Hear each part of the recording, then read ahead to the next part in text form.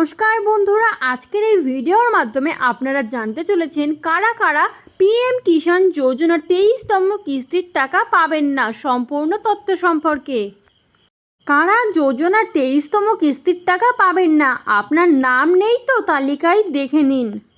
প্রধানমন্ত্রী কিষাণ সম্মান নিধি প্রকল্পের 23তম কিস্তির 2000 টাকার জন্য দীর্ঘদিন ধরে অপেক্ষা করছিলেন দেশের কোটি কোটি কৃষক। এবার সেই অপেক্ষার অবসান হতে চলেছে, কারণ 23তম কিস্তি দেওয়ার তারিখ ঘোষণা করা হয়েছে। এই প্রকল্পের সুবিধা শুধুমাত্র সেই কৃষকদের দেওয়া হয় যাদের জমির তথ্য পিএম কিষাণ পোর্টালে নথিভুক্ত রয়েছে, যাদের ব্যাংক অ্যাকাউন্ট আধার কার্ডের সঙ্গে সংযুক্ত এবং যারা কেওয়াইসি প্রক্রিয়া সম্পূর্ণ করেছেন। এর আগে প্রধানমন্ত্রী নরেন্দ্র মোদী 2026 সালের 13ই মার্চ অসমের গুয়াহাটিতে এক অনুষ্ঠানে পিএম কিষাণের 22তম কিস্তি প্রকাশ করেছিলেন। পিএম কিষাণের 23তম কিস্তির টাকা কবে পাবেন? পিএম কিষাণের প্রকল্পের 23তম কিস্তির 2000 টাকা 20 জুন 2026 তারিখে সরাসরি উপভোক্তাদের ব্যাংক অ্যাকাউন্টে ডিবিটির মাধ্যমে পাঠানো হবে। প্রধানমন্ত্রী নরেন্দ্র মোদী পশ্চিমবঙ্গের হুগলির তারকেশ্বর থেকে এই অর্থ বিতরণ করবেন। পিএম কিষাণ প্রকল্প কি?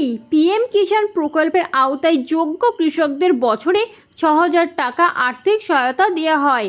এই টাকা 3টি সমান কিস্তিতে কৃষকদের ব্যাংক অ্যাকাউন্টে জমা হয়।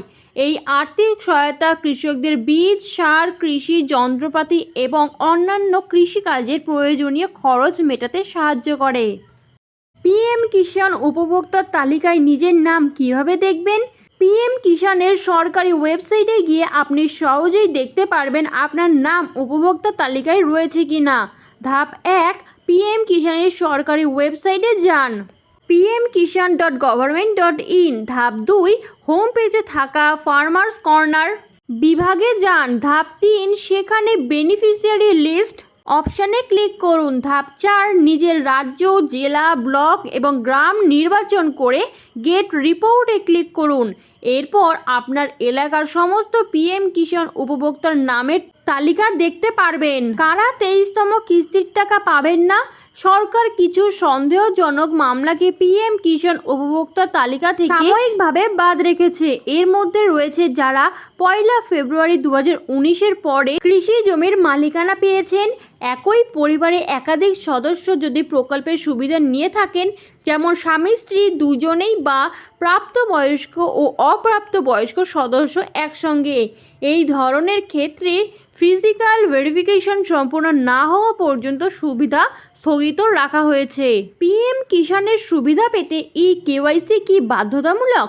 হ্যাঁ, পিএম কিষাণ পোর্টালের তথ্য অনুযায়ী সমস্ত নিবন্ধিত কৃষকের জন্য কেওয়াইসি বাধ্যতামূলক। ওটিপি ভিত্তিক কেওয়াইসি পিএম কিষাণের ওয়েবসাইটে অনলাইনে করা যায়। এর পাশাপাশি বায়োমেট্রিক কেওয়াইসি নিকটবর্তী কমন সার্ভিস সেন্টারে গিয়ে সম্পূর্ণ করা যায়। কেওয়াইসি সম্পূর্ণ না করলে পিএম কিষাণ প্রকল্পের কিস্তির টাকা পাওয়া যাবে না। এরকমই নতুন সরকারের নতুন নতুন আপডেট পেতে চ্যানেলটি সাবস্ক্রাইব করে বেল বাটনটি প্রেস করে চ্যানেলটির সাথে যুক্ত থাকুন।